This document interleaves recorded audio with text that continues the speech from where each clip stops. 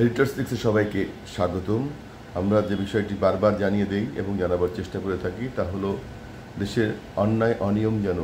প্রলম্বিত না হয়, অন্যায় অনিয়ম যেন বিচার সংস্কৃতির আওতায় এসে যায়, সেই বিষয়টি আমরা প্রত্যাশা করি এবং সেই প্রত্যাশার আলোকেই আমাদের এই আয়োজনকে উপস্থাপন করা। সর্বশেষ যে বিষয়টি নিয়ে দারুণভাবে আলোচিত হচ্ছে, সমালোচিত হচ্ছে, যেটি হলো 8 জন উপদেষ্টার দুর্নীতির যে শ্বেতপত্র রয়েছে, দুর্নীতির যে অনিয়মের তথ্য রয়েছে, সেটি একজন সাবেক উপদেষ্টা যিনি বর্তমান অফিসার্স ক্লাবের সাধারণ সম্পাদক তিনি তার কাছে আছেন বলে উপস্থাপন করেছেন এবং যেটি নিয়ে বেশ তর্ক বিতর্ক অনেক কিছুই ঘটছে। এবং আমরা যে বিষয়টি মনে করি যে এরকম উপদেষ্টা এবং উপদেষ্টাদের তাদের পিএ পিএস এপিএস অনেকেরই দুর্নীতির বিষয়ে অনেক তথ্যই গণমাধ্যমে এসেছে এবং গণমাধ্যমের পক্ষ থেকে সব কিছু উপস্থাপন করবার চেষ্টা করা হয়েছে। যদিও গণমাধ্যমকে ঢালাওভাবে অভিযুক্ত করা হয়েছে যে তারা রাজনৈতিক ফ্যাসিবাদ শক্তিকে বা তাদের পক্ষকে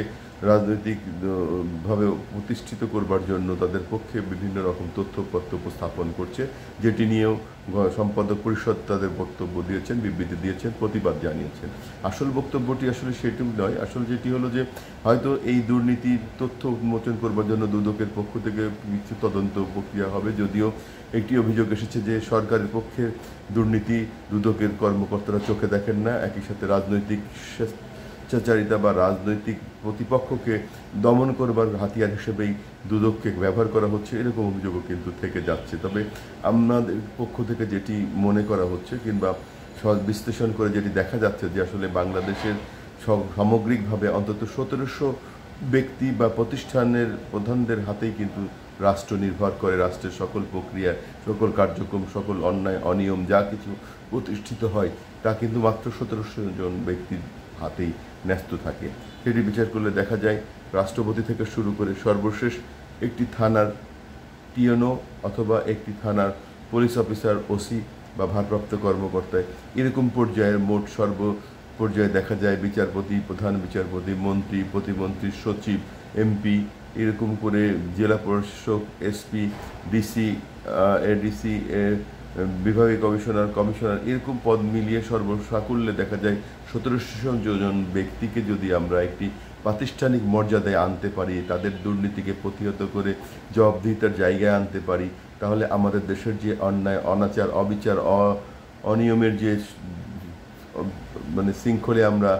আটকে আছি, সেই অনিয়মের হাত থেকে দেশকে খুব সুন্দরভাবে একটি নিয়ন্ত্রিত এবং একটি আইনের শাসন প্রতিষ্ঠিত দেশে পরিণত করা সম্ভব বলে মনে করেন বা মনে করা যায়। আপনি যদি দেখেন, যদি একজন ওসি দুর্নীতিবাজ না হন, একজন টিওনো যদি দুর্নীতিবাজ না হন, একজন বিচারপতি যদি দুর্নীতিবাজ না হন, একজন ম্যাজিস্ট্রেট যদি দুর্নীতিবাজ না হন, একজন যে জেলা প্রশাসক যদি দুর্নীতিবাজ না হন, দুর্নীতিকে প্রশ্রয় না দেন, একজন এসপি যদি দুর্নীতির প্রশ্রয় না দেন, অর্থাৎ রাষ্ট্রপতি থেকে শুরু করে সর্বশেষ পর্যায়ের যে প্রতিষ্ঠানের প্রধান রয়েছেন তারা যদি দুর্নীতিকে প্রশ্রয় না দেন, অন্যায়কে প্রশ্রয় না দেন, অনিয়মকে যদি প্রস্তুত না করেন, তিনি যদি রাজনৈতিক আদর্শের কারণে রাজনৈতিক দলের মুখাপেক্ষী না হন, তিনি যদি রাজনৈতিক শিষ্টাচারিতাকে বজায় রাখেন, তিনি যদি রাজনৈতিক দলের প্রতিনিধি না হন, তিনি যদি সমাজবাদী না হন, তিনি যদি সকল মানুষের জন্য চিন্তা করেন, যে মানুষের যে যতটুকু দায়িত্ব আছে, অর্থাৎ তার যা দায়িত্ব নিয়ে যে পালন করবার জন্য যে পদে অধিষ্ঠিত হয়েছেন সেই পদের দায়িত্ব তিনি সঠিকভাবে পুঙ্খানুপুঙ্খভাবে পালন করেন এবং তিনি যদি বাংলাদেশকে ধারণ করেন, লালন করেন, পালন করেন, অর্থাৎ তার দেশের মর্যাদা রাখা, তার দায়িত্বের মর্যাদা রাখা, তার প্রতিষ্ঠানের মর্যাদা রাখার এরকম দায়িত্ব পালন করেন, তাহলে কিন্তু শৃঙ্খলিত বাংলাদেশের মধ্যে আইনের শাসন প্রতিষ্ঠা করা সম্ভব। রাজনৈতিক দূরভিসন্ধিদের রাজনৈতিক দলের যে স্বেচ্ছাচারিতা, নিপীড়ন, নির্যাতন, ফ্যাসিবাদী হওয়া কিংবা স্বেচ্ছাচারিতা হওয়া, এই সমস্ত প্রতিরোধ করা কোনো রকমভাবেই অসম্ভব নয়। মূলত আসলে কোনো দলকে নয়, কোনো প্রতিষ্ঠানকে নয় বা কোনো প্রতিষ্ঠানকে নয়, নিজেরা নিজেদের দায়িত্বকে সঠিকভাবে পালন করলেই আমরা আসলে আমাদের দেশকে একটি সুন্দর নিয়মের দেশ, আইনের দেশ এবং সকল মানুষের দেশ, গণমানুষের দেশ হিসেবে প্রতিষ্ঠিত করতে পারি। বারবার যে কথাটি বলা হয়, জনগণ দ্বারা যে সমস্ত তথ্যপত্রগুলো নিয়ে আমরা চিন্তা করি যে নাগরিক অধিকার প্রতিষ্ঠিত হবে, রাজনৈতিক দলগুলো একজন ক্ষমতায় আসলে আরেকজনের গীবত গাইতে ব্যস্ত হয়ে যান, আবার একজন ক্ষমতা থেকে বিতাড়িত হলে তার বিরুদ্ধে অভিযুক্ত করবার জন্য আমরা একে অপরের বিরুদ্ধে অভিযুক্ত করতে থাকি। এই প্রবণতা থেকে বেরিয়ে এসে যদি আমরা সকল মানুষের ঐক্যবদ্ধ বাংলাদেশ, দেশের প্রশ্নে সকলে ঐক্যবদ্ধ হয়ে যার যেখানে যতটুকু দায়িত্ব আছে সেই দায়িত্বটুকু সুচারুভাবে জবাবদিহিতার আওতায় নিয়ে সুন্দরভাবে পালন করার চেষ্টা করি, তাহলে আমাদের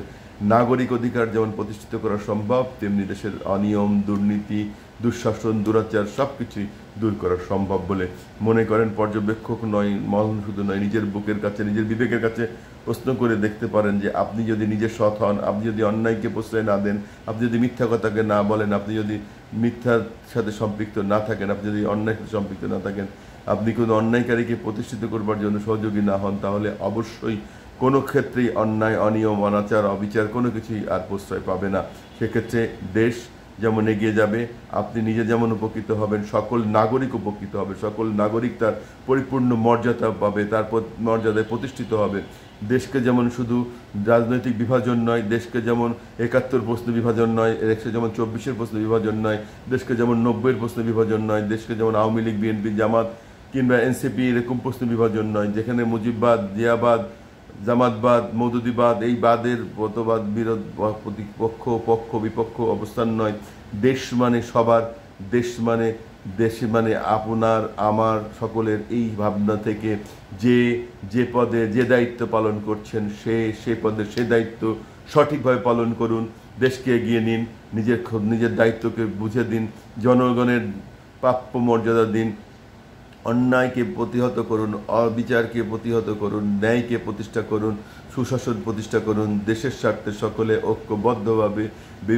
মতবাদ বিভেদ ভুলে, নিজেদের মতপার্থক্য ভুলে ঐক্যবদ্ধভাবে দেশকে এগিয়ে নেওয়ার স্বপ্নে লালিত হন। দেশকে ঐক্যবদ্ধভাবে এগিয়ে নেবার প্রত্যয় ব্যক্ত করুন, দেশকে চিন্তা করুন। দেশ সবার আগে, দেশ সবার আগে। আপনি যদি আপনার দেশের অস্তিত্বকে অস্বীকার করে রাজনৈতিক মতবাদের বা মতপার্থক্যের বিভেদে ভুলে একে অপরের প্রতি সহমর্মী না হয়ে, শিষ্টাচার না হয়ে, একে অপরের প্রতি প্রতিপক্ষ ভেবে তাকে শায়েস্তা করবার প্রত্যয় নিয়ে ঝাঁপিয়ে পড়েন, তাহলে দেশকে এগিয়ে নেওয়া সম্ভব নয়, রাজনৈতিক আদর্শকেও এগিয়ে নেওয়া সম্ভব নয়, দেশের মঙ্গল কামনা করাও সম্ভব নয়।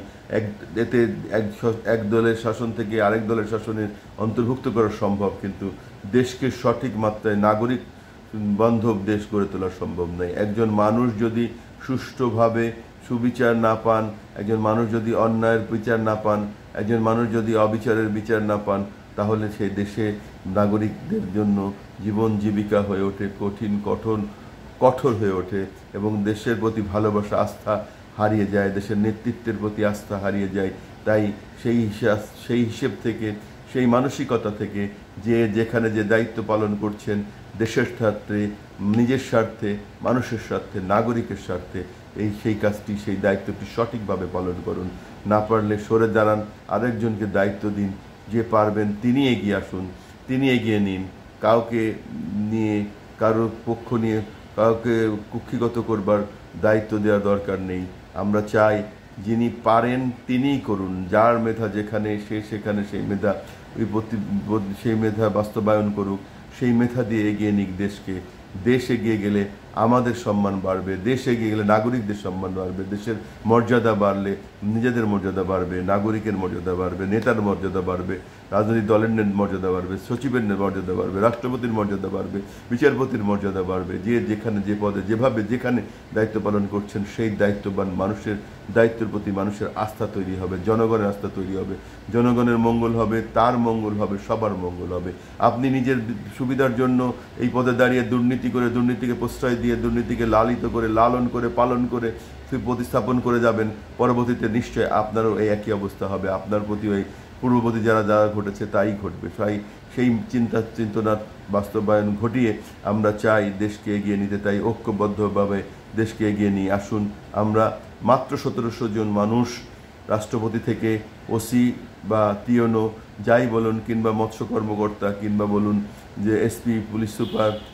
কিংবা জেলা প্রশাসক,